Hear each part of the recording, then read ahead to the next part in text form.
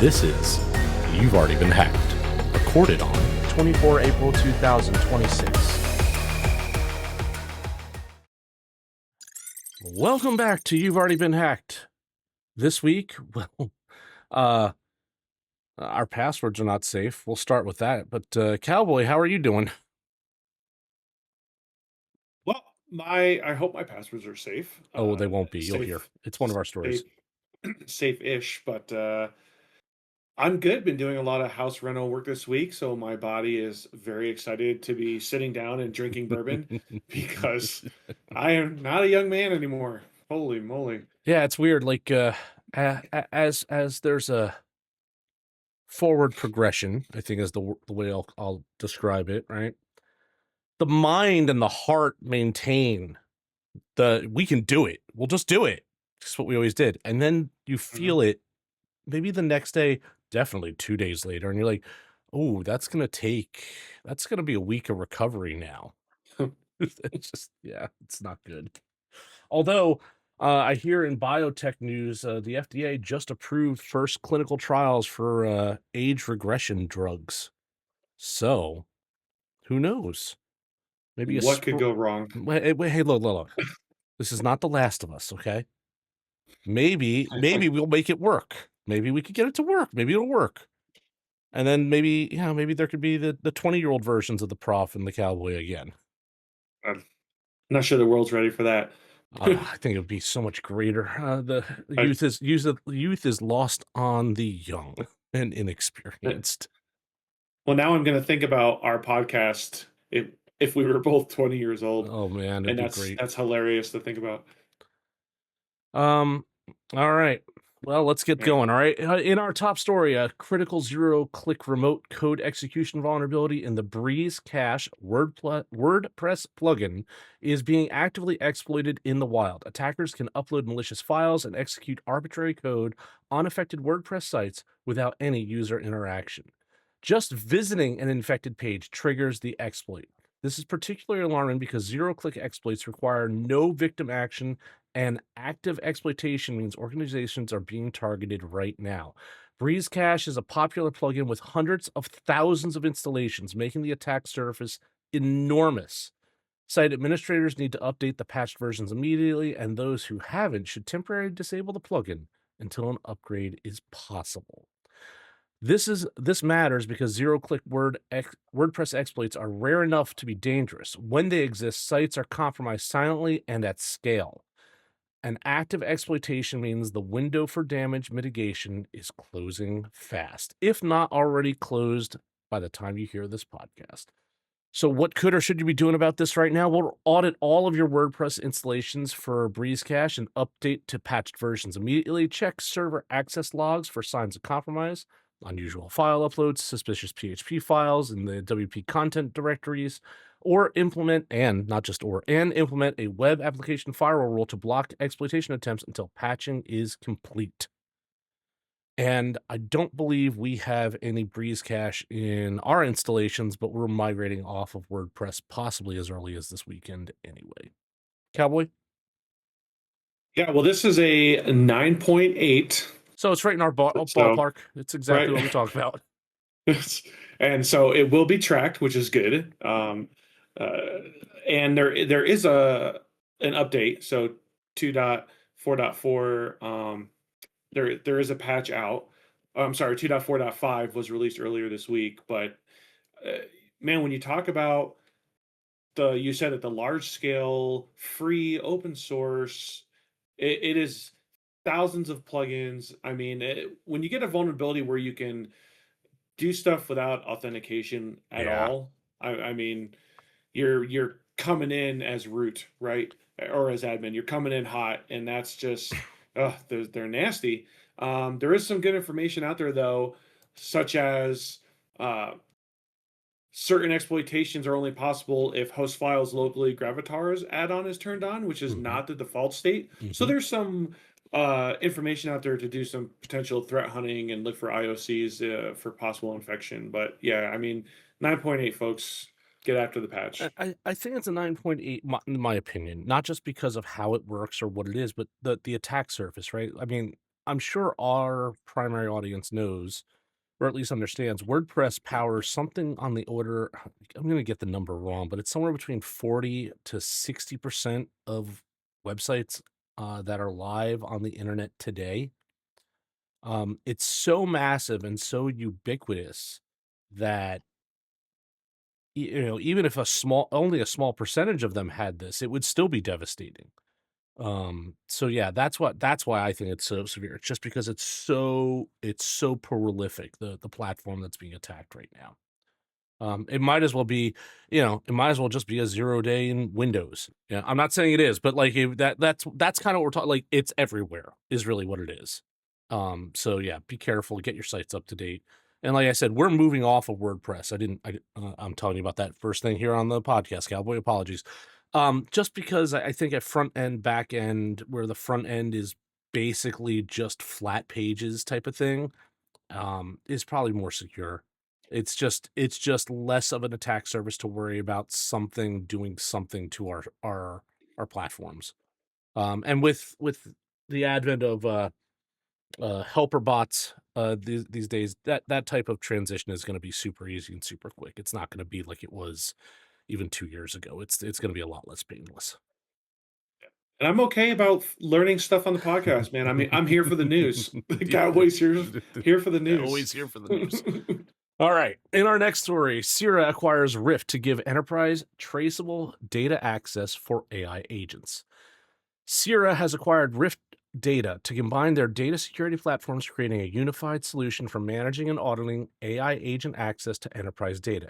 As organizations deploy more AI agents, chatbots, automations, analytic tools, the number of data access points has exploded, and traditional security tools weren't built to track machine to data interactions. Ain't that the truth? Rift Access intelligence capabilities give visibility into who or what is accessing what data, while Sierra's data security posture management provides the governance.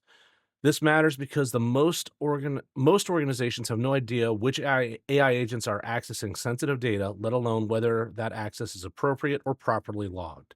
The combined platform aims to solve the visibility gap before regulators force the issue. This is important because AI governance is becoming a regulatory requirement, not just a best practice. Without visibility into AI agent data access, organizations are flying blind and regulators are starting to notice. What could you or should you be doing about this right now? Well, inventory all of your AI agents and LLM integrations across your stack and currently accessing enterprise data. Evaluate your current tools for AI agent access, visibility, and audit trail capabilities, and develop an AI data access governance policy that defines who can deploy AI tools and what data they can reach. This is good. The story is spot on and correct. Regulators are starting to come up with goofy things because weird stuff has been happening, and if industry ain't going to police itself, they're going to make rules that don't make sense until we can all come to a happy medium. Cowboy. Reminds me of the federal government a little bit there. All hail AI overlords. Um, this is it. I agree, right? This is good and needed, and a little bit probably faster than normal, which is good. But when you think about people like us have gone into places and you're like, do you understand how data flows through your network? And they're like, no. And you're like, do you understand the permissions about who accesses what data? And they're like, no. And then we go, okay, cool. Now let's add AI agents who have access to everything and at a significantly higher speed and also have no insight into what they're really doing. So this need to start looking at how these agents are right accessing data, how they're using the data, is going to provide really key insight and hopefully help people rein in and better lock down what their agents are doing. Yeah.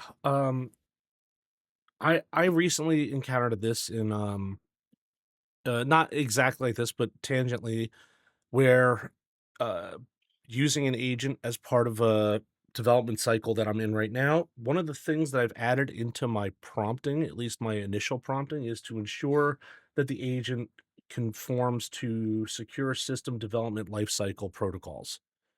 And that based on the agent that you're using, if you're using a frontier model, will automatically understand that, oh, I have to make sure all of these sorts of things are included in this development stack in order for this to be compliant. And that's made a big difference. And I know that it worked, at least for what I'm working with right now, because I spent the majority of the workday, Cowboy audience, doing 128 different um, checks against what was being built, um, to ensure that data flowed correctly to the right level, to the right place, with the right credentials. And it was painful and monotonous and soul sucking, but it helped me make sure that what was being built was doing what it was supposed to be doing. Um, so I think it was time well spent, even though my eyeballs didn't want to be attached to my skull anymore when it was done. But yeah, right. So Yeah. I think that this is really important. I think that systems like this that are going to come up and help with that governance and help with that tracking and help people understand what's going where at scale is going to be really important. I would say easily within the next 12 months at the exponential rate at which all of this is happening. If it's not a bubble, or even if it is a bubble and it deflates a little bit, but I don't think it's going to pop. So we'll see what happens. I mean, you're doing it right. You're doing the upfront work to make sure it doesn't bite you in the butt later. Oh And yeah. I think we're getting away from that, and you're seeing the cascading problems from not doing the upfront work. I'll also say, it it's built on open source, which lets people stay away from vendor lock-in, which is important to a lot of people, Yep. but also, open source is that double-edged sword of, well, it's still open source. So I don't know. Well, open Interested source to is see great. what That means anybody can look at it, right? Which is good. yeah. There's a transparency mechanism there. But open source does not mean that it will be free of problems, and we have seen that time and time again. A matter of fact, our next story is going to bring that right back up as part of a supply chain risk. But I don't remember the piece of software. So I'm going to be talking a little bit in the abstract, and I apologize, everybody. Some of our listeners will automatically know it right away because it's well known at this point that there is a piece of source software.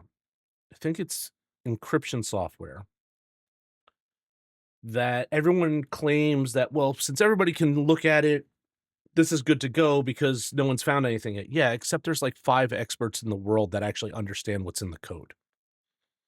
So just because it's open source does not mean that anybody can look at it and be able to verify that it is in fact secure or that there's no problems, right? And that's the double-edged sword that I see. It's like open source is good for transparency and anybody can look at it, but just because anybody can look at it doesn't mean that everybody knows what's in it.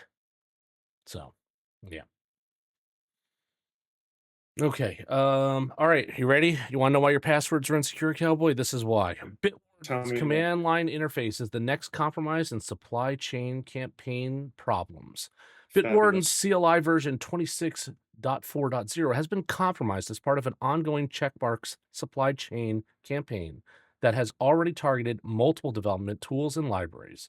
The backdoored version was distributed through official channels and is designed to steal credentials and secrets from developer machines, effectively turning a password manager into a credential theft tool. This compounds the damage because developers trust Bitwarden implicitly. Compromising it gives attackers access to everything from source code repositories to production infrastructure credentials. Organizations using Bitwarden CLI need to immediately revert to known good versions, rotate all credentials that may have been exposed, and verify their software supply chain to ensure no other checkmarks compromised tools remain in their environments. I haven't updated my Bitwarden stack in quite some time, so I'm probably okay. Um, this is important because supply chain attacks are devastating because they undermine the trust in the tool teams that rely on them daily. When a password manager is compromised, it affects every credential a developer has stored, credentials that are likely designed to protect production systems. What should you be doing about this? Well, you should immediately downgrade Bitwarden CLI from version 26.4.0 to something earlier and rotate all the credentials that may have been accessed by the compromised version. Good luck if you have a big store. Mm. Review your software supply chain for other tools affected by the checkmarks campaign. check the official advisories list, and implement software signing verification and consider package level integrity checks for critical developer tools.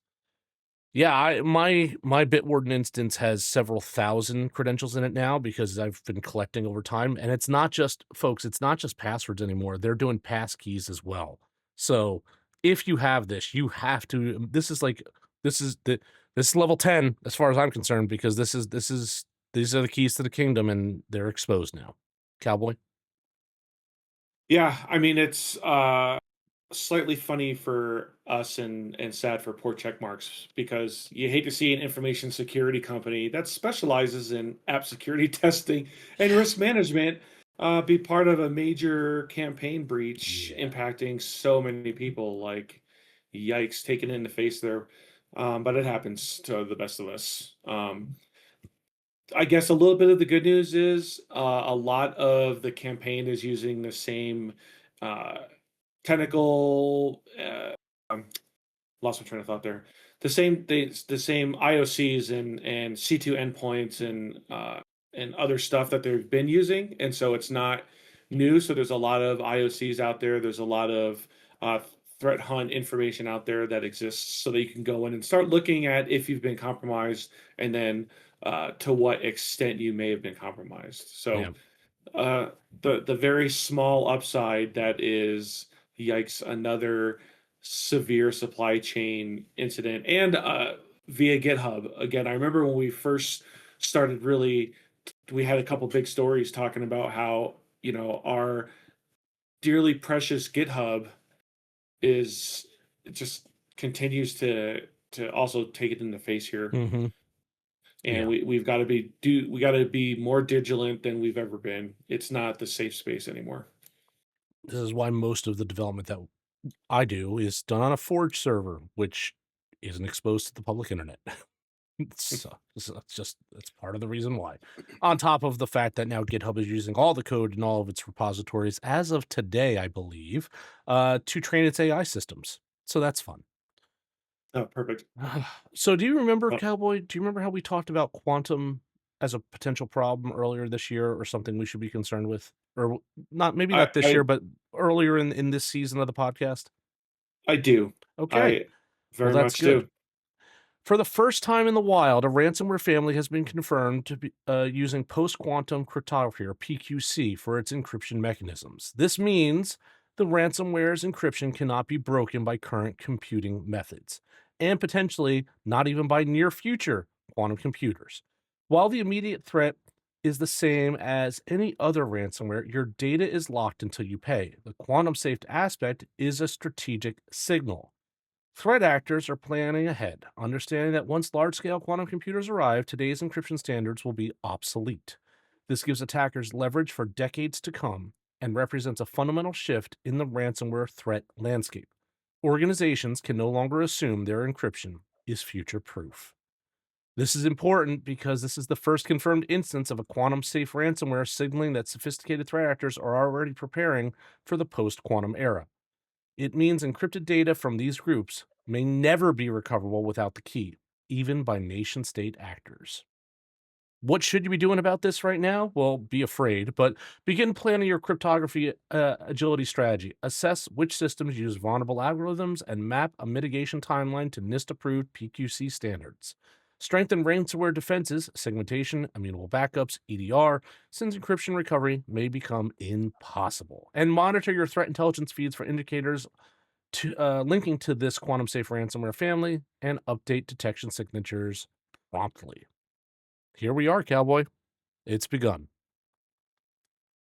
Yeah, quantum is something that hurts my head every time I try to get more and more technical on it. I'm just like, what, because it's. I wish I remember I was at the Value of Space Summit and there was a, you know, PhD uh, uh, person there who was quantum PhD, whatever it was, right? And he broke it down in an interesting way that I kind of actually understood it better. And it was something like that, a quarter has heads or tails, and in quantum, it can have heads or tails, or a head and no tail. and a tail Mhm. no head or something, something crazy like that. And I was just like, yeah, I'm gonna just need to be told what to do there. But a little bit of technical data on this, if we're gonna go there. Um, it was using lattice-based cryptography, Mhm. which in geometry, lattice is the real coordinate space is an infinite set of points Mhm. within these properties, and it was using ML-Chem, which is module lattice-based key encapsulation mechanism Mhm. to encrypt the data with AES 256, which is a symmetric cryptographic standard, but it is quantum proof. So, um, shout out to Rapid 7 who was able to reverse engineer and see that. Um, but yeah, this I feel surprised to see this within ransomware in the wild already. I feel surprised that I knew it was coming, but to see it at this level, I'm sitting on the edge of my seat, kind of what's left in the year for us to see with this because Yeah, we're only going into the 5th month of the year, right? We're not even yeah, at the halfway point yet, and we're already worried about quantum ransomware. And if this is the first confirmed one, that means there probably are others out there. And it's also meaning that this is the early versions. It's gonna get worse before it gets better. It may never get better. I don't know. right. And But just I want to clarify something. So, because I don't think I explained that well when I said it used an AES 256. What the malware does is it generates your AES key and then it encrypts it. It encrypts the AES key with Kyber 1024, which is the quantum encryption. So it's it's quantum encrypting the key. It's not actually like quantum encrypting the data. It's just quantum encrypting the key. So it is literally impossible to unencrypt whatever gets encrypted with the right, ransomware. right. Well, wait until they start encrypting the data that way. Right, then it's just delete it and move on. Yeah. Like Nothing is safe anymore at all. Or it won't be soon. So make sure you're not cutting your cybersecurity budget, everybody. You're gonna need it. You're gonna probably have to quadruple it. And AI is not gonna be able the only thing that's gonna save you from it this time. that's Um, and in our last story, newly deciphered sabotage malware may have targeted Iran's nuclear program. Sentinel-1 researchers have reverse engineered FAST-16, a sabotage malware that likely targeted Iran's nuclear program and predates the famous Stuxware attack. FAST-16 used a novel API hooking technique to silently intercept and tamper with mathematical calculations running on Windows systems, specifically targeting the software used in centrifuge control.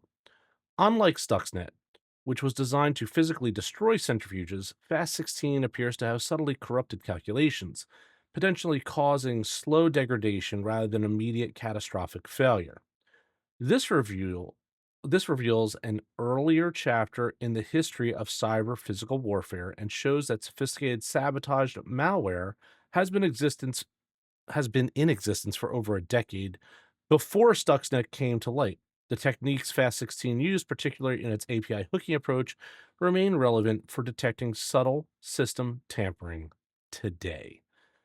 This is important because FAST16 predates Stuxnet and reveals an earlier area of cyber physical attack that was previously unknown. It's an API hooking technique demonstrating the subtle, undetectable sabotage is possible, even air gapped or in isolated industrial systems, lessons that apply to critical infrastructure protection today. What should you be doing about this today? Well, audit industrial and critical infrastructure systems for unauthorized API hooks and kernel level modifications, especially on Windows based control systems.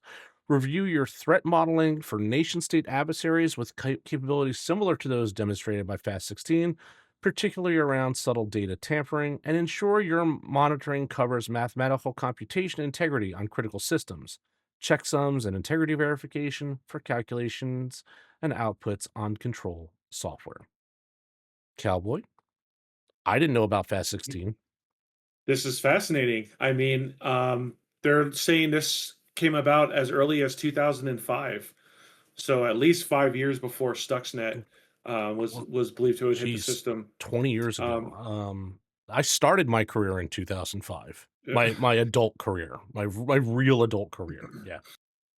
I predated you a little bit. I started mine in 98, but not necessarily. So here's something interesting though. The name Fast 16 is actually referenced in the infamous Shadow Brokers leak of NSA's territorial dispute components. And there's an invasion signature that instructs operators Fast 16, nothing to see here, carry on. Ooh. Which I think is funny in those nerd tidbits that we do out there. So yeah, so a not talking ethical here, just from a cyber perspective, Mhm. right? It is a interesting piece of software that can manipulate things quietly and cause degradation slowly over time, like Stuxnet, which was like spin out of control and blow up, right? Right.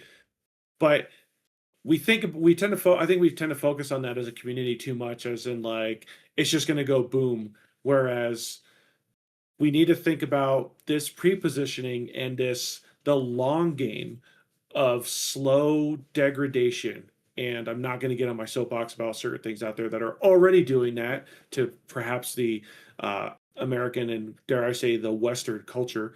But the long game of slow degradation, sitting in the shadows, software, malware that is very difficult to find, that people just aren't looking for.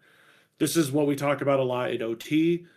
When we talk about the issues and lack of protections within the OT environment and critical infrastructure, all this kind of stuff. Mhm. So how neat. Way to go, Sentinel One. Shout out to you guys. Yeah.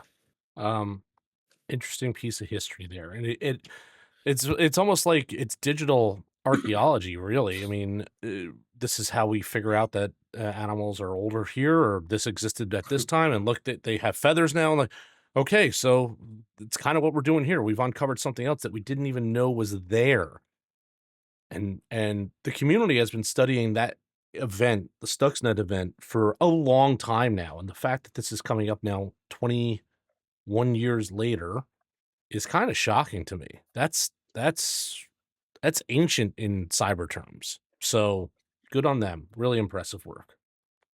Yeah, and it's also the first recorded Lua-based network worm, which I think we were just talking about Lua code a couple shows ago, if my memory is hanging on by a thread. Um, and it came out in the 2000s where you saw a lot of network worms, right? We saw a ton of network worms, but they were all about being loud and moving fast, and usually little to no meaningful payload. But Fast 16 was totally different, where it talked about, right, slow and methodical and long-term degradation. So Yeah. how neat. Very different. Very, can only wonder who might have been behind that. I'm sure you and I could come up with a short list, but that's for a different time and a different conversation. Cowboy, what else you got for us tonight? Now, I have no recollection of that taking place at all. No recollection. No clicks, no prompts, no warning, just instant compromise on full autopilot. I'm Cyber Cowboy. Stay frosty, everybody. And I'm the professor of CyberRisk. That's all the news for this week, and we'll talk again soon. If you like this podcast, share it with your colleagues and friends. Your support is how we are able to continue to make this content. Thank you.